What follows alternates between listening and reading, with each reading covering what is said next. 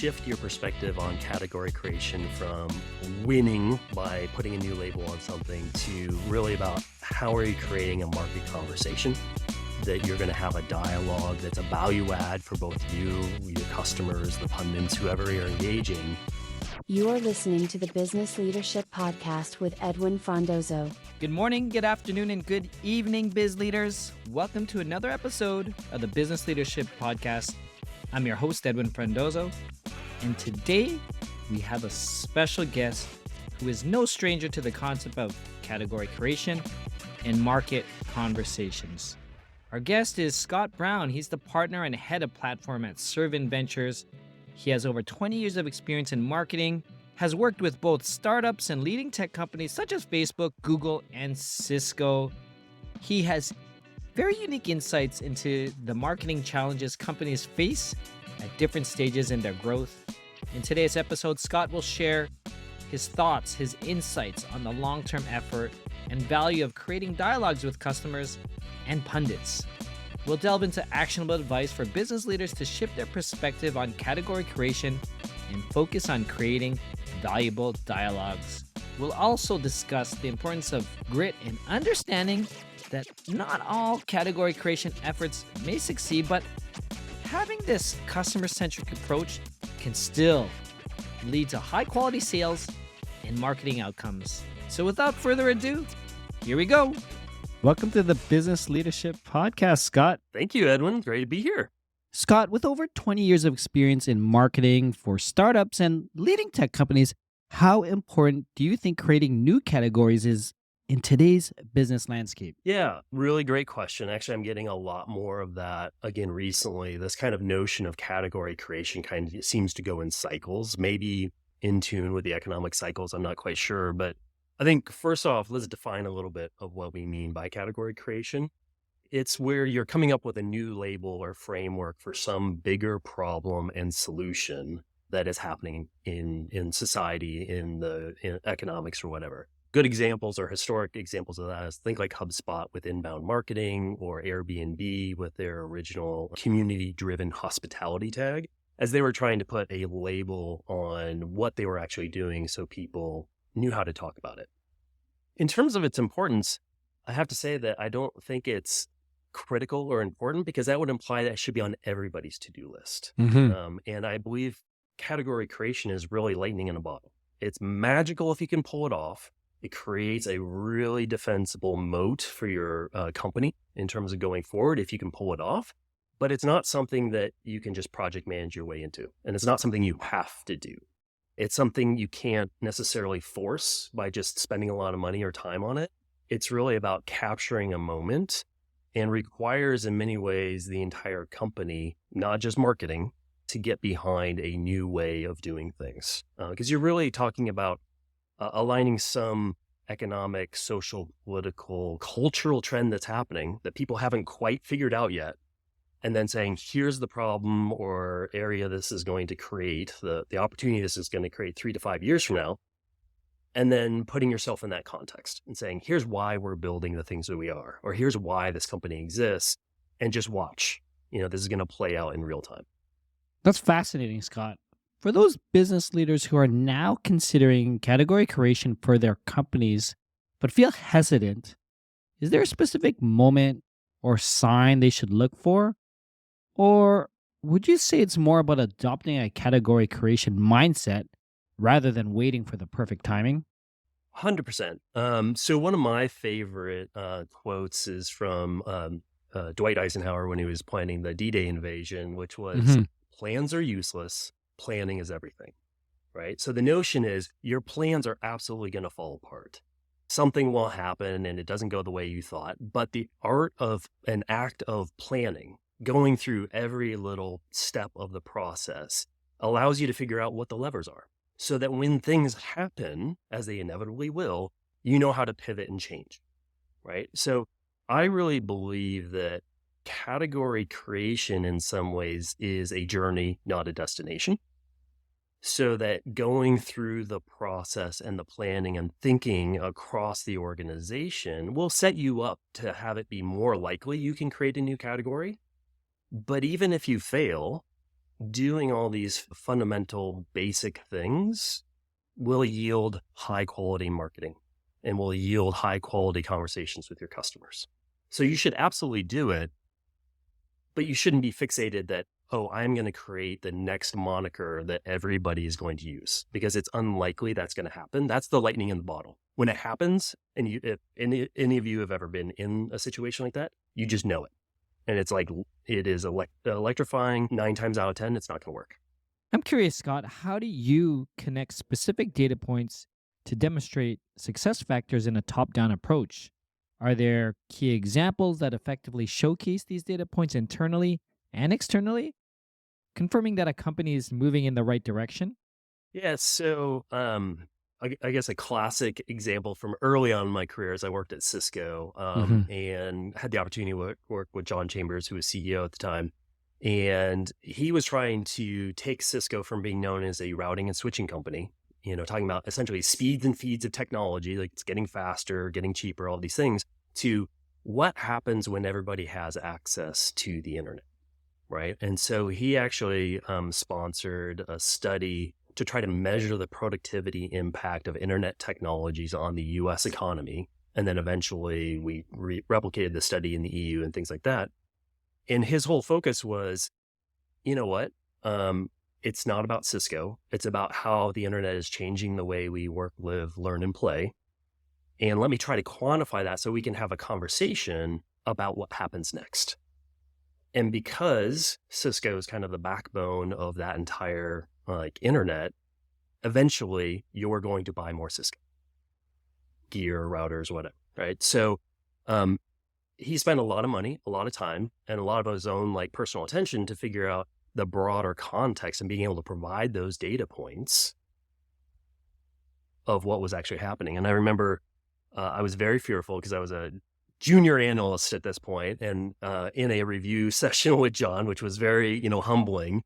I had found this data point in this big market study we'd done that customers who said that they redid their business processes before buying technology, or I'm sorry, after buying the technology, saw like a 50% greater productivity enhancement, right? And I was very worried because it's like, oh my gosh, this isn't saying great things about the power of technology. And John immediately jumped on it and said, no, absolutely.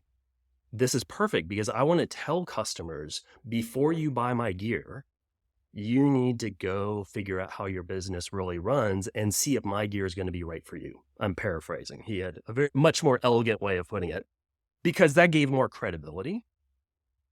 Because one of the things I like to say about category creation is it can be self-serving, but it can't be self-centered. If you're the only solution to a problem, you've got a sales pitch and everybody's going to discount it. But if you're identifying this bigger issue, there are other players, you're willing to give some credit to other folks who might have other solutions, but you're now telling them why you have a better perspective. That's when I think you really begin to win. Scott, you mentioned, I think in the past, or a passion for getting the basics done right in business. Can you expand on this philosophy and how it really ties into successful category creation? Yeah, so that's been a mantra of mine for a very long time. It's probably from my Midwestern upbringing of just doing the hard work and getting the basics done. But I think, for the listeners here, one of the things that I think about is in terms of basics done right, a phrase that I was taught when I worked in Google marketing, which is know the customer, know the magic, connect the two, right? And I really find that a lot of people skip over really intimately understanding your customer, the pain points, the emotional drivers, anything about them or everything about them. And then really deeply understanding the solutions you're building and how those two interact and what magical moment is that going to reveal. So for me, especially with category creation, going back to this notion of even if you don't coin the phrase that everybody uses, really starting with those strong foundational elements of understanding your market, your customers, what's happening, the pain points that they're going through, and really connecting those dots will only make you a better marketer. And one of the things I find even in our own portfolio companies today is they say, oh, we know our customers. Here's a 25-page overview of everything we know. And one of the things I've learned in my career is if you can't distill that down to 2 or 3 paragraphs, you really don't know your customer, because you're throwing in a lot of filler and a lot of other things that may not be relevant. You may not have distilled it down to your core insight about why they want to buy your product. It seems challenging for some to distill their marketing approach into concise messages, especially with varied philosophies from social media to traditional trade shows. Given your background in integrated marketing and public relations, how have these experiences equipped you to guide business leaders and executives, particularly in startups, on their journey towards becoming a category creator? Yeah, so I think my background has helped in a couple different ways. First off, the foundation of all public relations and PR is narratives. Mhm. Developing a story that is interesting, compelling, hopefully newsworthy, that people really want to hear. And so when you just mentioned, social media and marketing and category creation and everything, really what you're talking about is storytelling, right? Mhm. And you've got to be able to tell your story over and over again and distill it down to that really short, concise story that anybody can understand, right? And so when I talk about like basics done right, that doesn't mean that right out of the gates you're going to have that really tight story. A lot of this is an iterative process. You got to put down, in my words, you've got to put down on paper what you actually think, your hypothesis, your initial thoughts. Go out and test that, get feedback, refine it, but continually write it down so that you can actually remember the journey you went through, so that when you're ready, you can propagate that out into every marketing channel you can possibly think of, right? And I think that's the second part of my background that it's helpful in this category creation context is my background is integrated marketing and marketing strategy. So how do I get all of these channels, the sales channel, the executive communications, the PR, the website, you name it, client advisory boards, whatever, all like coalesced around a similar story. Like it's not going to be perfectly identical because you want to leverage the powers of each channel, but they all want to be from the same songbook. And so I have a notion that I've talked about over the years, like economies of content. We all know about economies of scale, that things get cheaper as you are able to produce more. Economies of content is a lot of times the content and the good story is the most expensive and difficult thing to create. And once you have that, you need to reduce, reuse, and recycle that across every single marketing channel, because you need to hit your audience multiple times. People absorb information in different ways. So you need to have it, in long form, written content, video, podcasts, and keep telling that story. Because just about the time you're absolutely sick of saying the same messages is just about the time the market's going to wake up and somebody's going to say, hey, that's interesting. I've never heard that before. Right. And at that point, that's when your real work starts, is when you start getting that feedback. And I think there's also a feeling of satisfaction at that point as well, because you have this conviction as a business leader, okay, this is what we want to do. And I think that feedback is almost like we did it right. It's coming. Right. And Well, and on that front, we were talking about this as we were getting started today. I believe a lot of the value of category creation comes from people disagreeing with you, mhm. right? Because as soon as you can get them to engage in your worldview and respond to your arguments, then it becomes a true debate, right? It's a give and take of, well, that's interesting that you think this. I think something else. Here's my data to play it out. What data do you have? Are you seeing something different, right? And it becomes more of I won't say academic, but it becomes a good debate about the future, and not just a competition of who's got the better product, speeds and feeds, costs, things like that. It really elevates your brand Mhm. to thinking about what's coming next. As I look into your current role now and your focus here as head of platforms at Cervin Ventures. I'm wondering, as you build this out and thinking about category creation, do you see a role with category creation or how you're helping some of the portfolio clients go out and Yeah. succeed? Absolutely. So, a little bit of background. Cervin Ventures is a early stage B2B focused venture capital firm in Silicon Valley. So, my role is post investment and really helping founders get their companies going, help try to accelerate or bridge gaps that they may have. And so, I wouldn't say category creation is top of mind for a lot of the companies we're working with at the seed and Series A level, because at many points they're in that initial hypothesis and testing and product market fit situation, right? Hopefully, and if we've invested in them, it's likely they have identified some bigger trend category that they are driving into. But in those early days, they really need to develop that proof point and kind of show momentum before they can go out and say, here's this grand vision of what's Right. happening. So, a lot of where I focus my help with the portfolio companies is getting those foundations in place, Hmm. right? And starting to build some of that executive level vision that they can talk to early customers about and get them excited to say, hey, we think the world is changing. We think it's going to evolve to something like that. That's why we're building X. Don't you want to come along with us on this journey and learn? So, again, I would say not every single company has to try to create a category because sometimes you're just doing something, faster, cheaper, better than Hmm. somebody else in the market. But I would say there's a lot of opportunity in tech still that as we see things like AI, which everybody's talking about today, AI has been around forever, but there is a moment right now due to some of the innovations and whatnot that it's unlocking all this potential. What happens next? Right. And there are people building great products and great technology, but there are also people out there saying, okay, here's how work will change. Here's how education will change in the future. And that's the opportunity for category creation.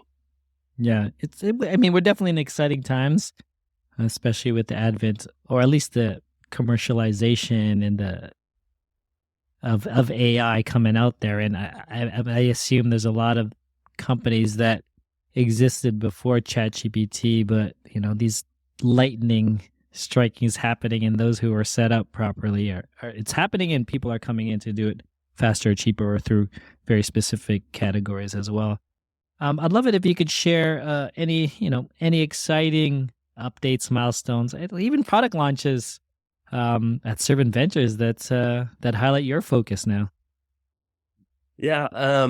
Nothing specific really to category creation. We've got 43 plus portfolio companies doing amazing things. Hmm. But kind of circling back to what you were talking about with AI and Hmm. some of what's going on, I'll highlight one product launch that happened recently. We have a company called Wevo, WEVO, and they do online user testing for product UIs and mobile UIs and things like that.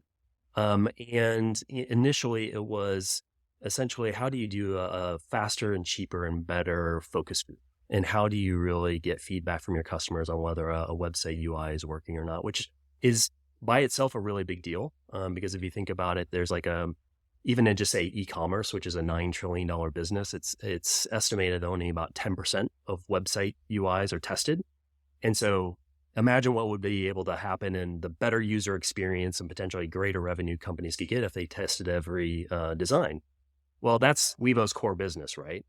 With the advent really of easily accessible generative AI, they've now pivoted and launched a product called Wevo Pulse, where companies can upload a design and run this AI model against Wevo's tens of thousands of hours of other tests and get immediate like directional feedback on what does the AI think about this design based off of all these other interviews that that Wevo's conducted over the years.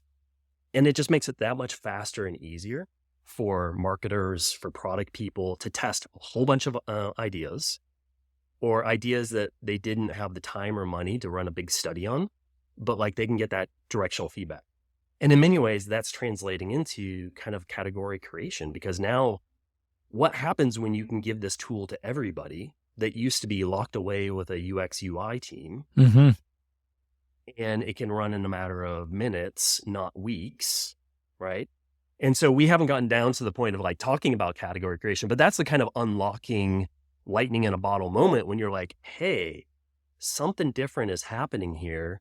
What does this really mean for UX in the future? Does it move away from being kind of a monolithic organization function to now everybody's a UX tester and everybody needs to understand kind of the basics of UX? I don't know. But, those are the things that we're starting to talk about. I mean, I love that just because I'm in a number of different projects where just the user acceptance testing is so long and slow. And I'm like, Right. so there should be an AI for this. And here we go. So those who are listening and are in the UAT space, check out the show notes. We'll definitely put that up. We'll put that link in there as well. But so you've experienced this, right? Like, think how your life would be different if you could test 50 designs and narrow it down to, okay, we're really going to, put these 3 or 4 out there for true hardcore A/B testing or what. Like, how would the world be different for you? So, I mean, we should be putting out products every other day. Right. Right. Or variations on products, Yeah. or like, even again, from the marketing perspective, let's be honest, I don't test every email, every landing page, every creative, and now why wouldn't I? If the cost is low, it's quick to turn around, right? So, it's an exciting time. It's definitely an exciting time. I know from some of the podcasts I listen to, we're in the phase of this adoption of AI that those who are on it are going to be uber efficient until we realize what comes out of the other end, right? But until then, why not be efficient? Right. Well, and I think, AI in itself as a category is really interesting because the true value from it is going to be when it's baked into everything and you don't even realize it's there, right? And so the really smart companies that we're seeing are the ones who are starting to talk about kind of what's next, Mm-hmm. and not just, slapping an AI label on something and saying, oh, it's this much better. Okay, what does that allow me to do differently? What's the vision? What's the vision? And great, it's the hot, shiny object right now. But if you can't show how that actually changes business value or what your customer is getting out of it, it's not as interesting to talk about. I'd love it if you could just share some final thoughts, any actionable advice that you'd give to the business leaders who are listening today. Yeah, I think, we've covered a lot of it. First thing I would say is shift your perspective on category creation from winning by putting a new label on something to really about how are you creating a market conversation that you're going to have a dialogue that's a value add for both you, your customers, the pundits, whoever you're engaging, and measure the value of those efforts based off the traction and the dialogue you're creating, not whether or not somebody says, oh, company X equals this new category you've created. Something else that we didn't touch on is category creation is a long-term effort and requires a lot of grit. Like, do not expect this to be an overnight success. Don't expect immediate results. You're playing the long game, right? And that's why you need to spend the time up front with the basics done right to really figure out what is your unique perspective on the market. And therefore, what do you want to talk to people about? And then finally, and I hate to end on a downer note, but despite all of your efforts, most of these category creation efforts are going to fail, right? But again, if you go through some of these best practices we've talked about and you really focus on the customer and the dialogue, you're going to still turn out some high quality sales and marketing, and you can be proud of that. That's still going to advance your company, whether or not you go down in history as, creating the new phrase that we all talk about. So I definitely encourage people to do it, but don't, treat that as the end all be all destination. Scott, it's been a pleasure. Thank you for joining us on the Business Leadership Podcast. Thank you, Edwin. That's it, Biz Leaders. Thank you for joining me on another episode of the Business Leadership Podcast. Don't forget to click the show notes in the app that you're listening to review any of the resources that we discuss and to connect with our guest, Scott Brown. If you found value in this episode, I encourage you to share it with the first person that comes to mind. Your shares directly impact the growth of the show and help us bring you more valuable content. Thank you again for your time and for being part of our community. Until next time, have a 100x day. Thank you for listening to the Business Leadership Podcast with Edwin Frondozo.